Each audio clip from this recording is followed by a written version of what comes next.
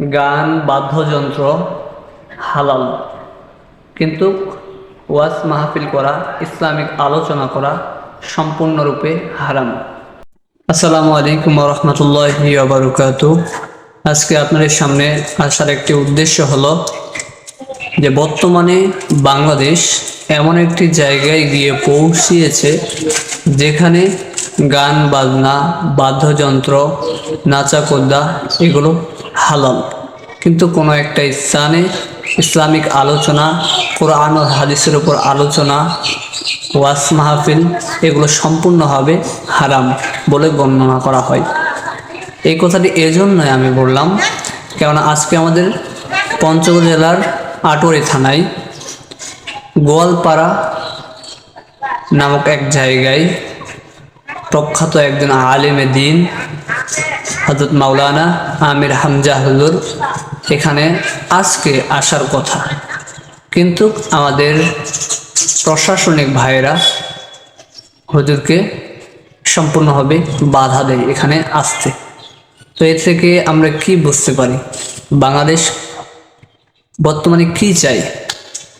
কিন্তু দেখেন, আমাদের পার্শ্ববর্তী একটা গ্রামে কয়েকদিন আগে সারা রাত ধরে গান বাজনা চললো, হই হুল্লা চললো, কিন্তু কোনো প্রশাসন সেখানে বাধা দিল না।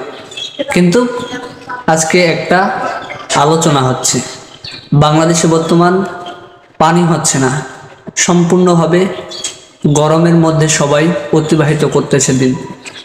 যদি আজকের এই মাহফিলটা হতো, আজকে এই মাহফিলের মধ্যে হাজার হাজার মানুষ আসতো, সেখানে কারো না কারো দোয়া আল্লাহ তাআলা কবুল করতেন। কিন্তু আজকে এখানে প্রশাসন, বাংলাদেশ সরকার, জানি না বাংলাদেশ সরকার এই কথা বলেছে কিনা যে এই মাহফিল বন্ধ করতে। তো খুবই দুঃখের বিষয়, আজকের এই মাহফিলটা হলো না। অনেক দিন পর আমির হামজা হুজুর আমাদের এই পঞ্চগড় জেলায় পা রাখবেন, কিন্তু প্রশাসনের কারণে তিনি এখানে আজকে আসতে পারলেন না। সেজন্য আমি এই জন্য দুঃখের সাথে কথাটা বললাম যে বর্তমান সমাজে গান বাজনা, বাদ্যযন্ত্র, নাচা কুদ্দা এগুলো হালাল, কিন্তু ইসলামিক আলোচনা, কোরআনের আলোচনা করা সম্পূর্ণভাবে হারাম। আমি আশা করব আমার এই ভিডিওটি যারা দেখতেছেন এবং পরবর্তীতে যারা দেখবে, সকলকে আমি অনুরোধ করব আপনারা এর একটা প্রতিবাদ করেন। জানি না এই কথাটি যারা আমার আইনত কোনো শাস্তি হয় কিনা, তো আমি কাউকে ইন্ডিকেট করে কিছু কথা বলতেছি না। আমি শুধু একটাই কথা বলি, এটা হলো ইসলামের দেশ, এটা হলো শান্তির দেশ। বাংলাদেশ হলো ওলি আউলিয়ার দেশ।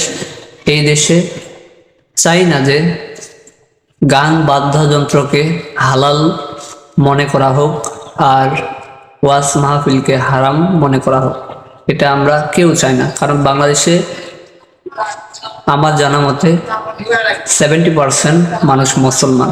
এই মুসলমানের দেশে এরকম একটা কুসংস্কার কাজ চলবে এটা আমি প্রত্যাশা করি না।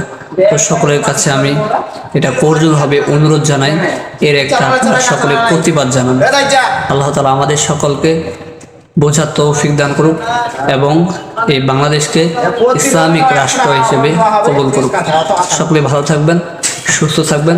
আসসালামু আলাইকুম ওয়া রাহমাতুল্লাহি ওয়া বারাকাতুহু।